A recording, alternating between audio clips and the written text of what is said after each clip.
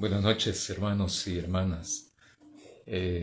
Ahora, este día, nuestro hermano Alfredo Aguilar falleció y su cuerpo está siendo velado en la funeraria Las Flores y mañana en la noche mañana va a estar en el templo de la primera iglesia bautista. Y así como nos ha informado el pastor Luis, el sepelio va a ser el día sábado 31 de enero. Quiero invitarles a tener una palabra de oración y entre ello, ¿verdad? Como motivo, también es de orar por la familia Aguilar, por nuestra hermana Ofelia de Aguilar, pero también su demás familia, para que Dios fortalezca, ¿verdad? Fortalezca su vida, sus vidas, porque en momentos como este es cuando más se necesita el apoyo de Dios. Oremos, hermanos y hermanas.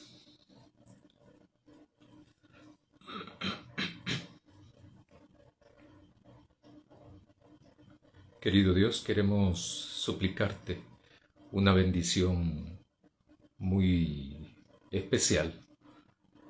Queremos suplicarte interceder para que la familia Aguilar pueda tener fortaleza en un momento como este.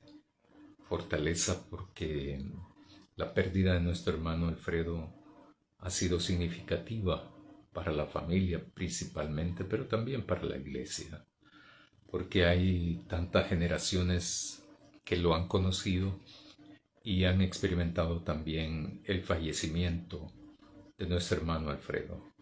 Queremos pedirte tu bendición para ellos, para la familia Aguilar, pero también queremos suplicarte tu fortaleza para ellos. En el nombre de Jesús. Amén. Ahora vamos a finalizar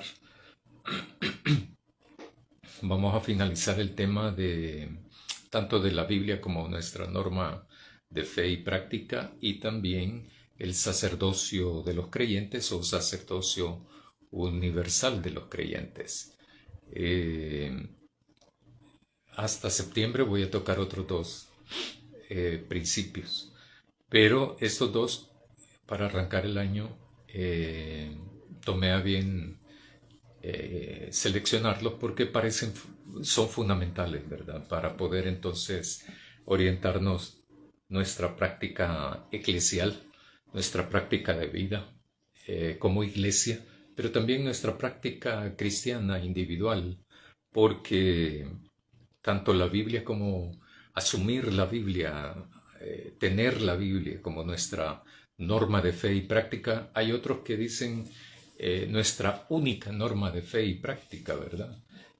No hay que perder de vista también que la voluntad de Dios, los designios de Dios, la voluntad de Dios todavía sigue actuando, ya no a través de libros, pero como la Biblia, sino que lo hace directamente a través cómo nos interactuamos también nosotros ahora con Dios a través de la oración. En la oración no hay que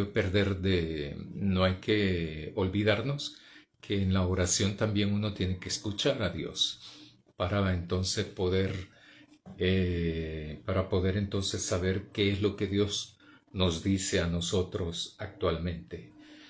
Quiero invitarles a buscar en la primera carta que escribe Pedro, primera de Pedro, capítulo 2, y voy a arrancar con el versículo 9 hasta adelante. Dice, voy a leer de la versión de Reina Valera, 1960. Pero ustedes son linaje escogido, real sacerdocio, nación santa, pueblo adquirido para que anuncien las virtudes de aquel que los ha llamado de las tinieblas a su luz admirable. En este versículo hay que tomar en cuenta también desde el versículo 1, ¿verdad? Pero eso lo vimos el jueves pasado. Hay que tomar en cuenta de que vivimos tiempos difíciles. Eh, para algunas familias esto no es nada nuevo, ¿verdad? Para algunos sectores de la población Eh, Esto no es nada nuevo tampoco. Y por lo tanto, solo estoy haciendo un ajuste por el internet. Entonces, son tiempos difíciles. Lo que pasa que en la historia de los seres humanos, la historia de la humanidad, o la historia nada más nuestra, como seres humanos, hay puntos que se vuelven más álgidos, se vuelven más críticos que otros.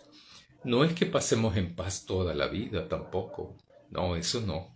Sin embargo, hay sectores, cuando hablamos de un país determinado, ah, hay sectores que cuando ocurre una situación determinada, les afecta más que a otros sectores. Eh, Recientemente en enero, con la tormenta esa que ocurrió, esa tormenta no les afectó a todos, la población, por igual. Algunas afectaciones han tenido de que no pude salir, ¿verdad? Porque la lluvia estaba tan intensa. Sin embargo, para algunos sectores de la población se inundó la casa determinada. Y eso no es voluntad de Dios para nada. Eso no tiene nada que ver con la voluntad de Dios. Tiene que ver con una mala construcción, con malos permisos también en lugares donde no se debió de haber permitido construir, etcétera, etcétera, etcétera.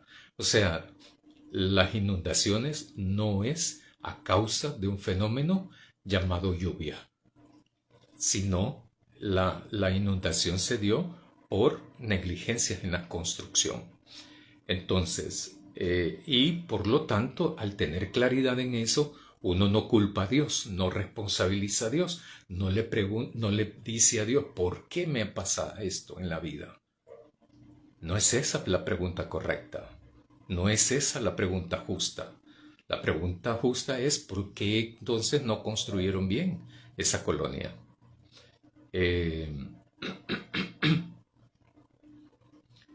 En el versículo 9 de la carta de Pedro del capítulo 2 dice, ustedes son linaje escogido, ustedes son real sacerdocio, ustedes son una nación santa, un pueblo adquirido. No se refiere a todos los israelitas, no se refiere a todo lo de Asia Menor, no se refiere a donde está ubicada una comunidad cristiana. No se refiere a la nación, al país, al pueblo en general. Se refiere que son a todos aquellos que han tomado la decisión, la opción de creer en Jesucristo como Señor y Salvador. Esta gente es la que se refiere Pedro como nación santa, pueblo adquirido, para que anuncien las virtudes de aquel que los ha llamado de las tinieblas a la luz. Ese es el sacerdocio. Uno debe de tener claridad que hemos sido llamados, dice, para anunciar. Entonces, estamos estudiando también el Evangelio según Juan y una de las cosas recurrentes en el Evangelio según Juan es que creer implica conversión. Creer implica transformación de la vida propia del que cree. Y ¿cómo sabe si uno ha creído, si se ha convertido? O sea, el indicador ahí, por ejemplo, en los proyectos sociales, culturales, etcétera, etcétera, económicos de todo tipo, se usan indicadores. Los indicadores nos miden el proceso, el desarrollo de los procesos, nos miden los resultados, qué tan eficientes y eficaces somos en la ejecución. Las iglesias no tienen por costumbre tener indicadores, pero debiesen de tenerlos para saber, por ejemplo, y podernos medir, evaluar y medir qué tanto entonces estamos desarrollando la misión, el compromiso que Dios nos ha encomendado. En este caso, anunciar las virtudes de aquel que nos llamó de las tinieblas a la luz. Si alguien sale mal en el indicador, entonces uno puede autoevaluarse y decir, no estoy cumpliendo. Se hace de manera espontánea, popular, de una u otra manera se va haciendo, pero en términos generales la mayoría de los integrantes de las iglesias cristianas no lo hacen, ¿verdad? No lo hacen. Nos han educado de una manera determinada que centramos toda nuestra vida cristiana en pedirle cosas a Dios. Y eso no es haber leído bien el Evangelio. Entonces, y por lo tanto, entonces estaríamos incumpliendo eso. Los que han hecho el compromiso, de asumir, de aceptar a Jesús como Señor y Salvador de sus vidas, son estos los del real sacerdocio, la nación santa, el pueblo adquirido. Son estos, entonces, en otras palabras, que se llamarán pueblo de Dios. Pueblo de Dios. ¿Todos los que van a la iglesia son pueblo de Dios? No, ¿verdad? Eso sí, ¿no? ¿Por qué? Pues sí, si todos fuésemos convertidos, pues, entonces sí, todos fuésemos pueblo de Dios. Pero eso se puede evidenciar realmente. ¿Quién es pueblo y quién no es pueblo de Dios? Eso es, como dirían los jóvenes ahora, ¿verdad? Es obvio eso. No hay que hacer demasiada cosa para poder identificar eso. Entonces en el versículo 10 dice, ustedes en el tiempo pasado no eran pueblo, pero ahora son pueblo de Dios. No habían alcanzado misericordia, pero ahora han alcanzado misericordia.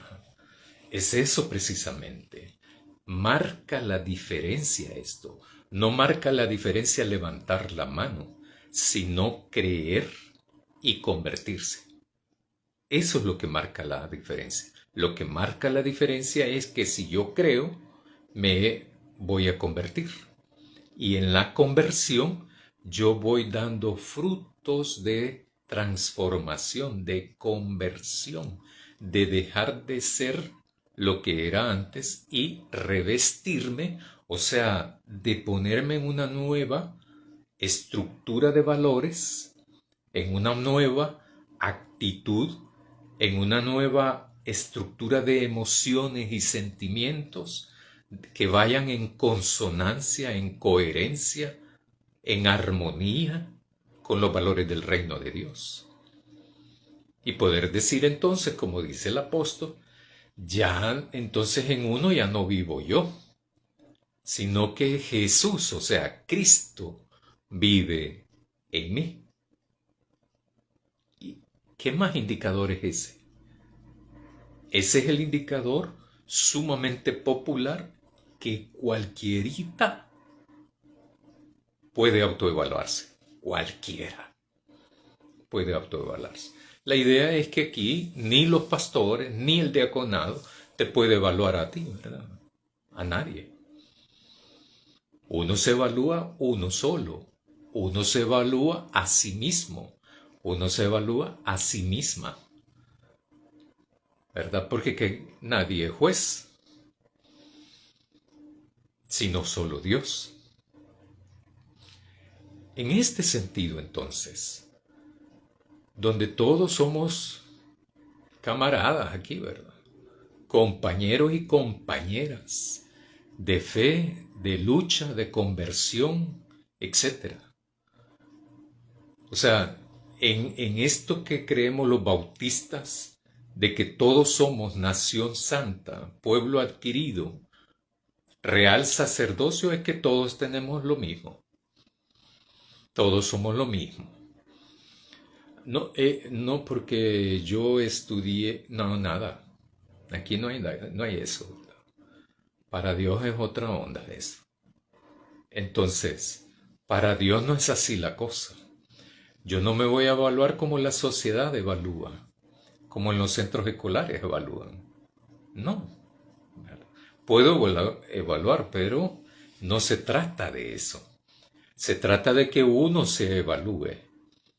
Y uno sabe perfectamente, pues, si uno es honesto, si uno es sincero con uno mismo, entonces uno sabe si anda en lo correcto o no anda en lo correcto. No es necesario que alguien me diga. No es necesario, porque primero tampoco puede ser, ¿verdad?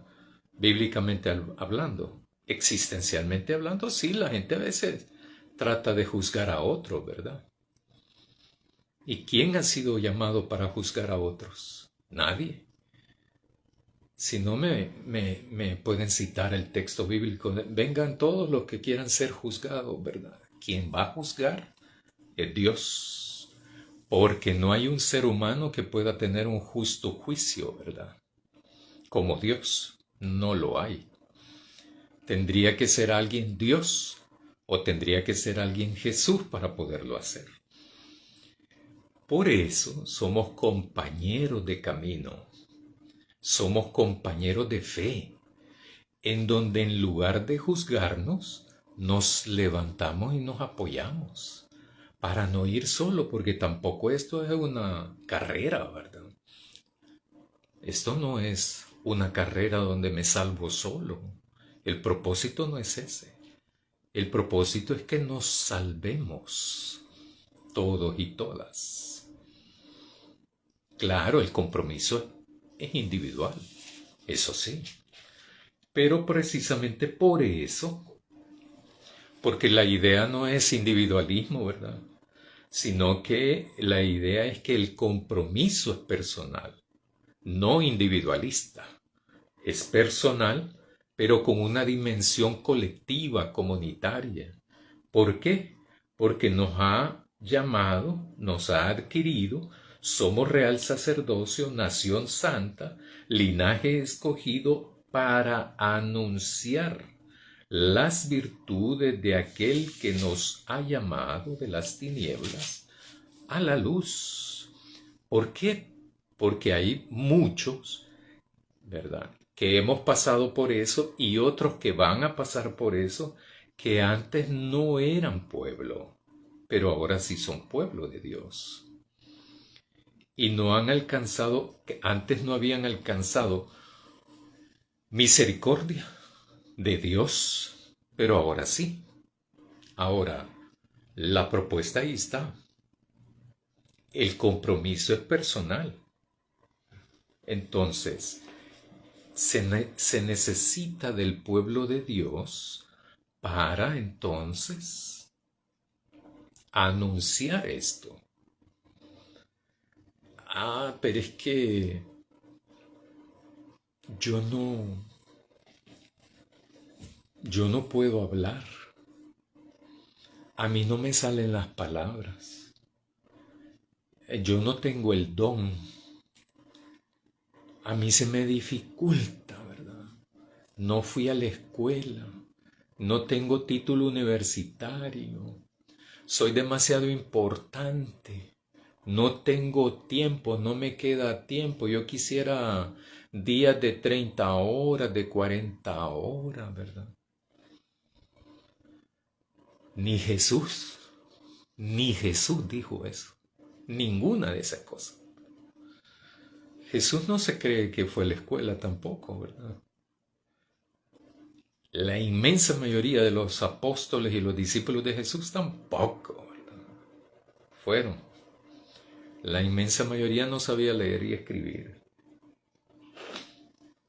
¿Cómo es posible, verdad, que nosotros mantengamos ahora hablando, reflexionando, inspirado en esta gente? Ahí está el punto, pues. Ahí está el detalle. De que uno no debe de perder de vista eso.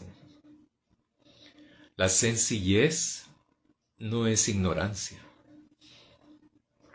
Lo sencillo no es trivialidad. No es trivialidad hablando en términos de fe. Aquí, por lo tanto, el real sacerdocio, ahí vamos todos.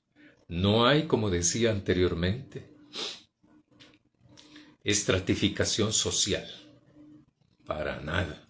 En el reino de Dios es Dios, el Cordero y todos nosotros. Punto. Ahí no hay gente destacada, ¿verdad? ¿No?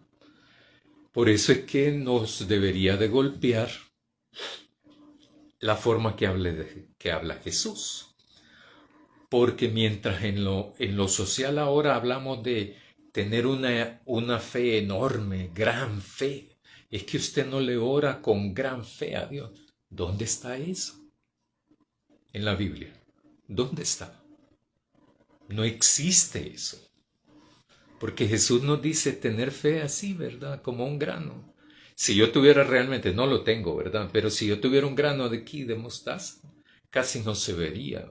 Yo creo que no lo ven, no lo verían. Entonces Jesús dice eso, ¿no? Si tuviesen ustedes la fe como el grano de una mostaza, el grano de mostaza, ¿verdad?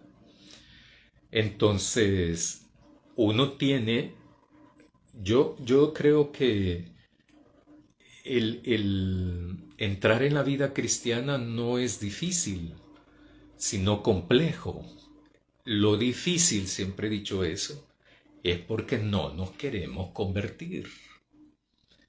Entonces, hemos hablado en otras ocasiones de que parte de la cultura, yo les he dicho eso, ¿verdad? De que hay un libro fantástico de cultura salvadoreña. El libro se llama La cultura del diablo. Yo creo que está en internet. Es un libro viejísimo, creo que tiene como 50 años de haber sido escrito. Pero es fantástico el libro. Léanlo. Si lo pueden bajar gratis, léanlo. Les va a dar risa, ¿verdad? Les va a dar risa. Cómo los salvadoreños nos comportamos. Entonces, nosotros creemos que, por ejemplo, decimos que nosotros los salvadoreños, por cultura somos tardistas, ¿verdad? Sí, es cierto. No es por voluntad de Dios, ¿verdad? Sino por cultural. La cultura es aprendida y la cultura es desmantelada también. Se pueden quitar cosas y aprender nuevas cosas. Uno lo decide eso. A mí por ejemplo, me dijeron una vez, ¿verdad? Ah, pero vos sos ridículo, me dijo. Aquí nadie es puntual. No, no es cierto. Sí hay muchísima gente puntual. Muchísima gente. Versículo 11. Amados, yo los exhorto, como a peregrinos y expatriados, que se abstengan de las pasiones carnales que combaten contra la vida. Es interesante esto, ¿verdad? Porque a mí me resulta sumamente interesante esto, porque Dios nos plantea una forma, una cultura del Evangelio, o sea, cultura es costumbres, formas de pensar, formas de responder, formas de abstenerse de responder, determinada que a nosotros los seres humanos nos permitiría convertirnos y llegar a ser ese pueblo de Dios. ¿Qué de malo hay en eso? Nada. Pero entonces, ¿por qué no lo hacemos? Estoy hablando en términos generales, de iglesia, ¿verdad? Entonces, eso es lo que estoy planteando también. Que lo difícil que decimos que es ser cristiano es que no es difícil. Lo difícil es no querer renunciar a la vida que llevo, a los valores que tengo, y quitarlos y adquirir los nuevos que son del reino de Dios. Y dejar de entonces de gobernarme, autogobernarme por mi propia voluntad, bajo mis propios criterios, intereses, etc. Y entonces dejar, orientar, conducir, alinear mi vida, mis valores, según la voluntad de Dios. Eso es todo, ¿verdad? Cuando uno entiende eso, deja de luchar. Deja de luchar. Yo recuerdo, por ejemplo, en los años 80, cuando yo empecé a ir a la iglesia, decían, no te hagas evangélico, porque solo los tontos se hacen evangélicos, ¿verdad? En esa época y en ese municipio decían así. No hay, para mí, una de las cosas más inteligentes y de mayor sabiduría es hacerse cristiano. Porque Dios le va permitiendo a uno no dejarse embaucar por la gente, ni dejarse manipular por la gente. Para mí, la fe cristiana no solo me llevó a una toma de conciencia social, pero también una toma de conciencia cultural también. Una toma de conciencia porque dicen eso. No, lo que pasa es que, y a eso me refería yo cuando les dije, a mí me decían, amigo, vos sos tonto, no te hagas evangélico, a todos los tontos se hacen evangélicos. Porque estos dicen que son de otro lugar, son ciudadanos de otro lugar. Es cierto, es cierto. Entonces uno vive como en otro mundo, ¿verdad? En un sentido, la crítica de la sociedad secular pecaminosa dice eso.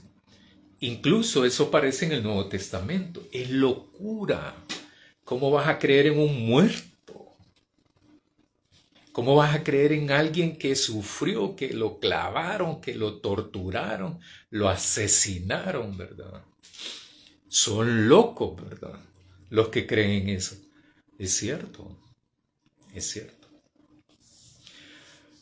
Porque el que se hace cristiano, porque el que se compromete con Jesús, cree firmemente de que Jesucristo está vivo y presente. No solo en uno, sino que también aquí, en el contorno, en la ciudad, en los barrios, en las comunidades rurales, urbanas, en las colonias, en las calles polvorientas, donde va la gente, allí va Jesús, pues. Allí está Dios también. Dios inunda todo eso. Donde hay pecados y no está Dios, va. Ahí sí no. Porque Dios no tranza con el pecado. Entonces, por ejemplo, estuve recordando, leyendo aquí este texto, aquel pasaje donde dice, donde hay 2 o 3 reunidos en mi nombre, allí estoy yo, ¿verdad? Allí estoy yo. Y la presencia de Dios se hace manifiesta a través de la gente, pero la gente de fe, la gente que cree, la gente conversa. O sea, no que platica, sino convertida, pues. A eso me refiero de conversa. Convertida, pues. Entonces, ¿por qué? Porque estos son de la nación santa. Los 2 o 3 que se reúnen, ¿verdad? Estos son los del pueblo adquirido, linaje escogido, nación santa, pueblo de sacerdotes, de real sacerdocio. Entonces estos son los que pertenecen a Dios, pero también Dios está con ellos. Y estos dos o tres entonces son los que están ahí, pues, presentes con Dios. Y Dios está presente con esos dos o tres.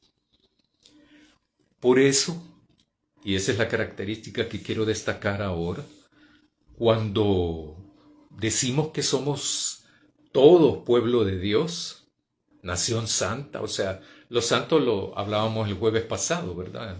Es una persona apartada del mal, pero parcializada con la justicia de Dios, o sea, están ahí con Dios.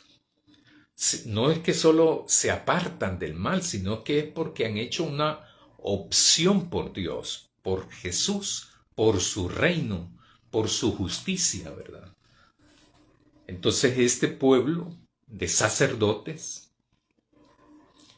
si llega alguien con necesidad a buscarlo, no le pueden decir, es que voy a llamar al líder fulano porque él viera qué bonito habla.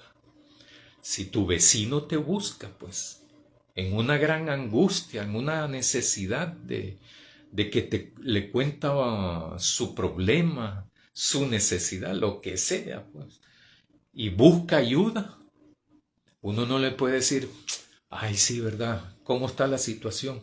Yo también me aflijo, ¿verdad? Uno no le puede decir eso, pues.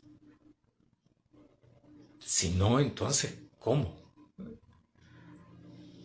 Eh, Cuando uno entra en el camino del Señor, independientemente, independientemente cuántos meses tenga de haberlo hecho, o cuántos años tenga de haberlo hecho, o cuántas décadas tenga de haberlo hecho, uno acompaña a la gente, uno acompaña a los vecinos cuando te buscan, acompaña a los compañeros de trabajo cuando te buscan, a los compañeros de la escuela, de la universidad, cuando te buscan. Y uno tiene que tener una palabra de consuelo ahí, una palabra de acompañamiento también con la gente. ¿Por qué? Porque lo que uno va a hablar son las virtudes de aquel que nos ha llamado de las tinieblas a la luz. Y como yo ya estoy en la luz, a alguien que anda con aflicciones, angustias, necesidades, emproblemado, ¿verdad? Etcétera, etcétera, etcétera. Hablemoslo alegóricamente, figuradamente, anda en tinieblas y yo estoy en la luz, entonces yo le llevo la luz.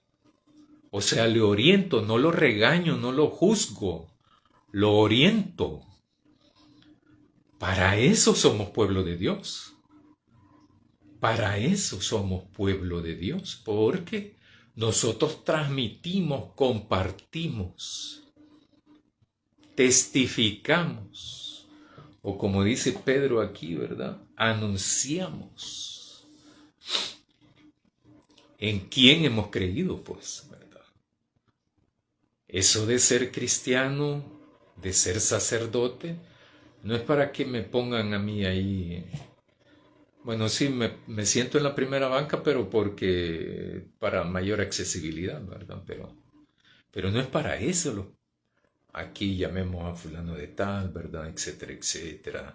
Porque él es importante. No, en el pueblo de Dios no hay eso, pues, ¿verdad? No existe eso. Eso sería la antítesis del reino de Dios. Sería lo peor. En este sentido, hermanos y hermanas, cuando uno toma la decisión de ser cristiano, cuando uno toma la decisión de aceptar a Jesús como Señor y Salvador, uno tiene que dar fruto de eso. Uno tiene que orientar a la gente. Uno tiene que demostrar que uno es cristiano y cristiana.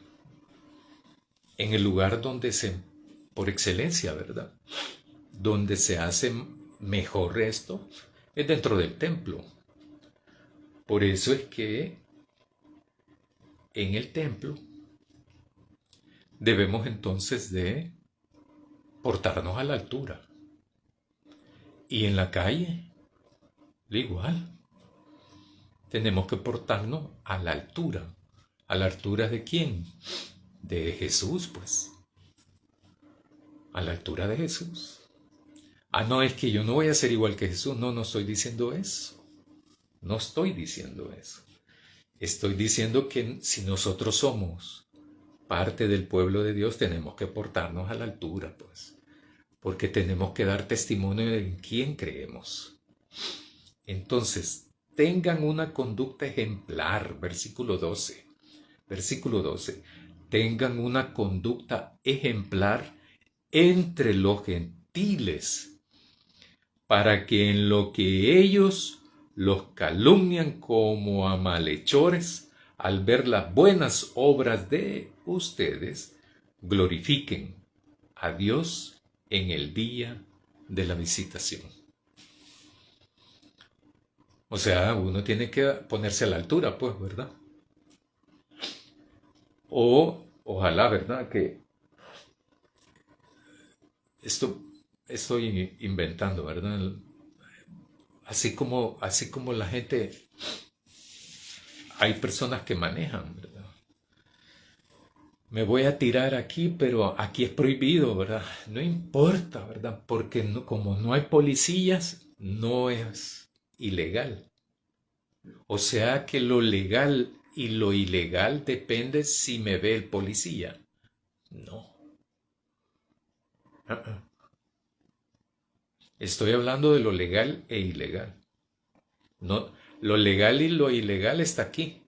Lo legítimo e ilegítimo requiere de mayor experticia, mayor conocimiento, mayor entereza, mayor calidad de persona y mayor entendimiento también.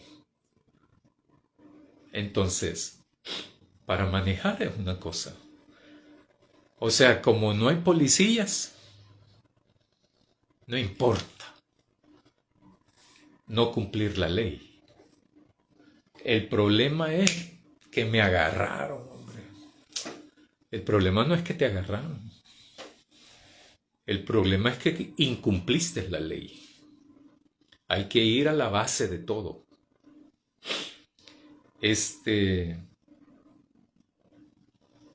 Así se decía antes aquí, ¿verdad? Que habían políticos que decían, por ejemplo, miren, a mí no me den, ¿verdad? A mí pónganme donde hay porque yo me entiendo solo. Hay otro dicho que se escucha mucho en diferentes lugares de trabajo. Robemos, hombre, si aquí todos roban, no hay problema. No, ¿verdad? Para un cristiano o para una cristiana eso es inconcebible, ¿verdad? Inconcebible. No manejar adecuadamente es inconcebible para un cristiano y una cristiana. Hay otros amigos, por ejemplo, que dicen, por ejemplo, no, lo que pasa es que yo comienzo a manejar bien tranquilo, ¿verdad? Como la gente, pero los demás me sacan de quicio a mí. Y entonces digo yo, ¿verdad? Yo me pongo a pensar, pues, cuando he escuchado todo ese tipo de cosas. Cuando yo escucho esas cosas me pongo a pensar. Entonces este hermano o esta hermana obedece más a la gente que a Dios, ¿va? Mire qué bonito, ¿verdad? Entonces, ¿cuál es el testimonio? Vaya usted a saber, ¿va? O sea, no existe, pues, en otras palabras. En el versículo 12 dice Pedro, tengan una conducta ejemplar entre los gentiles. Tengamos una conducta ejemplar en todo lugar. Dentro del templo hay que tener una conducta ejemplar. Ejemplar. Estoy hablando, el texto dice ejemplar. Voy a dar una conducta ejemplar de intransigencia. No, no se trata de eso, ¿verdad? O sea, una conducta ejemplar, coherente, adecuada, en consonancia con el reino de Dios, con la voluntad de Dios. A mí me llama la atención esa cuestión, es verdad, porque a veces nos ponemos bien estrictos. ¿Nos gustaría que Dios se pusiera estricto con nosotros? ¿Dónde estaríamos si Dios fuese estricto con nosotros? ¿Cómo nos tratara Dios?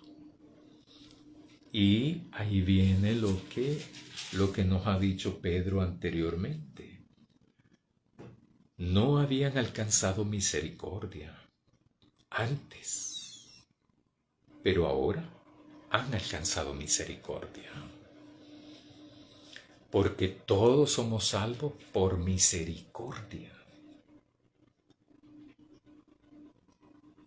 Yo creo que eso, ojalá no se nos olvide, ¿verdad? Y lo otro, que eso también tiene mucho de una conducta ejemplar es, no me gusta que me traten mal. A nadie le gusta que le traten mal, ¿verdad? Entonces uno no tiene que tratar mal a nadie. Si uno quiere que lo respeten, también uno debe de respetar a la gente, ¿verdad? Claro, si hay alguien que te respete y te respeta, hay que pararlo, ¿verdad? Amablemente hay que pararlo. Porque en ningún lugar Dios nos dice hay que aguantar toda clase de injusticia, ¿verdad? No, tampoco. Tengan una conducta ejemplar entre los gentiles para que en lo que ellos los calumnian como malhechores, al ver las buenas obras de ustedes, glorifiquen a Dios en el día de la visitación. O sea, al tener una conducta ejemplar, a quien van a glorificar es a Dios. Es a Dios. Al tener entonces nosotros una conducta ejemplar, a quien glorifican es a Dios, no a nosotros. Nosotros no necesitamos que nadie nos glorifique, ni nadie nos diga, ay, es que fulano de tal es aquí, es ahí. Eso no sirve, ¿va? Eso es irrelevante porque nadie está en la iglesia para eso. Nadie está en la iglesia para eso. Versículo 13. Estén sujetos a toda institución humana por causa del Señor, ya sea al rey como quien ejerce soberanía, o a los gobernantes como quienes han sido enviados por él para el castigo de los que hacen el mal y para la alabanza de los que hacen el bien, porque esta es la voluntad de Dios, que haciendo el bien hagan callar la ignorancia de los hombres insensatos. Insensatos. Aquí hay una cuestión muy importante que hay que destacar, ¿verdad? Cuando dice estén sujetos a toda institución humana, hay que saber qué institución humana es, ¿verdad?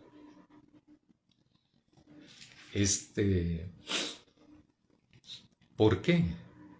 Porque hay lugares, hay empresas, hay organizaciones, hay lugares, bueno, hasta iglesias hay también, ¿verdad? Donde no hacen lo correcto.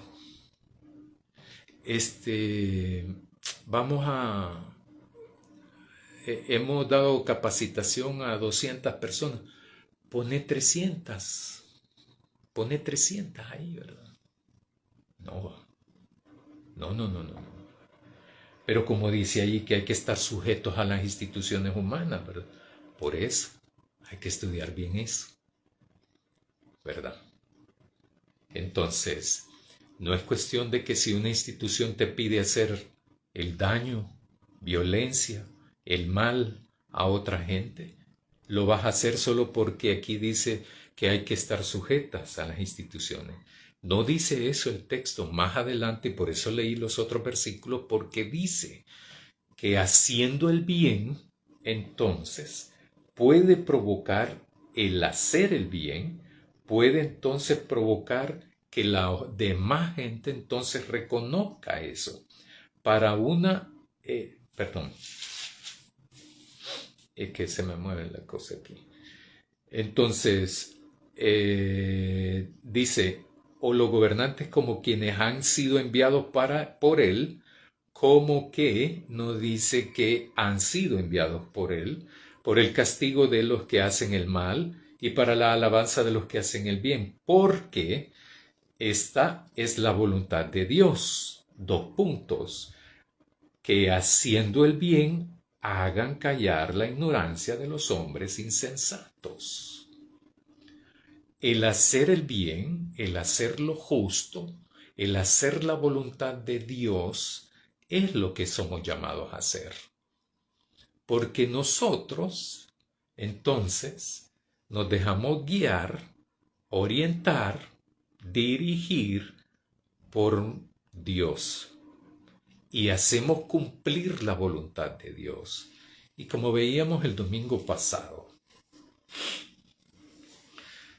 veíamos de que para Jesús hacer la voluntad del que me envió, o sea, de su Padre, de Dios, es como el alimento, es la comida para Él. Pregunta nuestra. ¿Y para nosotros? ¿Hacer la voluntad de Dios? ¿Qué significaría? ¿Algo que lo hacemos esporádicamente? ¿Cuando nos acordamos? ¿O es como la comida para nosotros, la voluntad de Dios? Hacer la voluntad de Dios. Entonces, el hacer la voluntad de Dios tiene implicaciones, ¿verdad? Por ejemplo, eso implica de que yo sé cuál es la voluntad de Dios. ¿Y cómo sé cuál es la voluntad de Dios? Y de ahí va el otro principio, ¿verdad? En la Biblia encontramos mucha voluntad de Dios. Encontramos cuál es la voluntad de Dios. Encontramos qué es lo que Dios espera de su pueblo. Encontramos entonces el alimento por donde nos podemos ir, cumpliéndola. Entonces, en el Evangelio según Juan, en el capítulo 6, Jesús dice eso. Para mí, hacer la voluntad del que me envió es como la comida, es como el alimento. O sea, es algo fundamental, que sin eso no se vive, sin el alimento. Si Jesús, siendo Jesús, hizo eso, ¿qué tanto tenemos que hacerlo nosotros? Que no somos Jesús,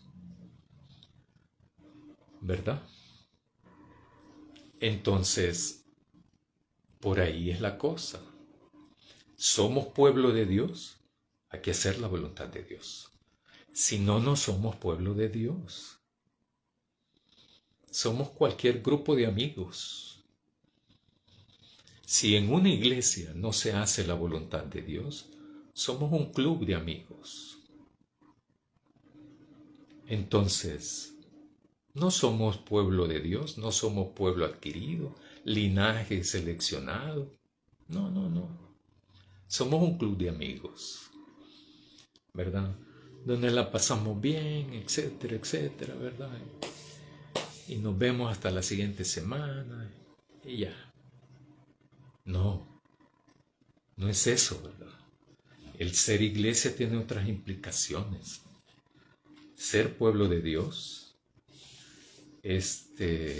la iglesia nos debe de permitir el espacio geográfico, pero también el espacio de reflexión, el espacio donde podamos reflexionar sobre la palabra de Dios, sobre la vida misma, para entonces saber cómo podemos nosotros, como iglesia, como pueblo de Dios, responder a Dios, testificar de Jesús, anunciar a este Jesús que nos ha llevado de las tinieblas a la luz.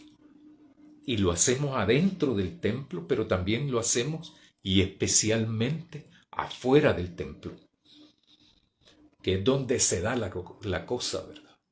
Es donde realmente es donde existe la necesidad de tener a un Dios que acompaña al pueblo en sus luchas en sus angustias, en sus dolores, pero también en sus celebraciones.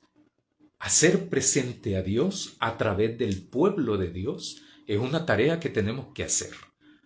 Si queremos llamarnos sacerdotes, si queremos llamarnos cristianos, si queremos llamarnos hijos, hijas de Dios, si hemos hecho ese compromiso con Dios, entonces tenemos que saber que ese Dios de la Biblia, ese es el Dios que está conmigo, con ustedes, pero también está con la gente que está allá afuera, con la gente que necesita de Dios. En mis trabajos anteriores, yo he visitado muchos municipios, ¿verdad? Creo que como 130, por cuestiones de trabajo. Y yo sí pude experimentar eso, ¿verdad? Que la gente estaba necesitada de Dios.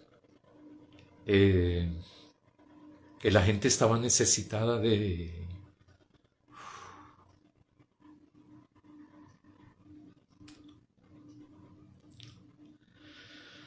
esperanza también.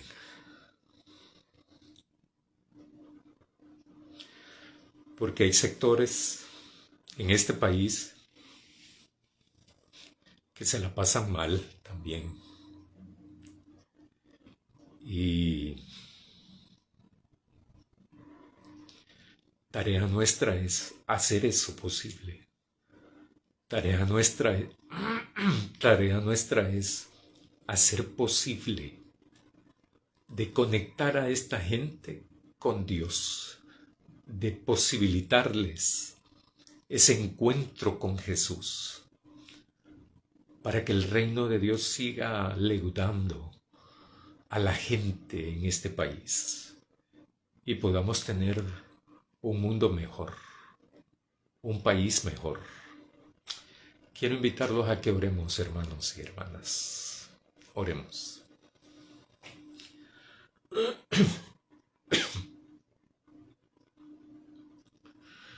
Querido Dios, queremos agradecerte porque